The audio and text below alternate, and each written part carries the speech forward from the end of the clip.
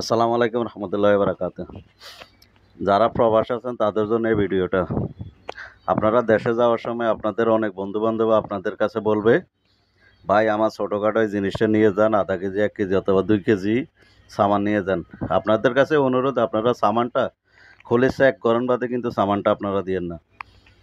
দীর্ঘ ৩ দিন আগে মালদ্বীপের একটা পার্সেলের ব্যাগের ভিতরে বাংলার প্রায় ১ কোটি টাকার মতো ইউএস ডলার, আমেরিকার ডলার $৮১,০৩০ সহকারে বাংলাদেশে একটা লোক এয়ারপোর্টে আটক হয়েছে। যা হোক, ডলারটা যার হোক সমস্যা না, কিন্তু যে লোকটা আটক হয়েছে কিন্তু ওই লোকটার ফ্যামিলি সহকারে শেষ। ওই লোকটারে যদি পুলিশে আটকায় ৫ বছর ১০ বছর যদি জেলে রাখে কিন্তু ওই লোকটার জীবনটা শেষ এবং ফ্যামিলিটাও শেষ। তো যারা প্রবাসে যে কোনো দেশে প্রবাসে চাকরি করেন তাদের কাছে অনুরোধটা, এই ভিডিওটা দেখুন আপনারা যেখান থেকে সামান দেয় ওই সামানটা আপনারা যাচাই বাছাই করে তারপরে আপনারা নিয়েন।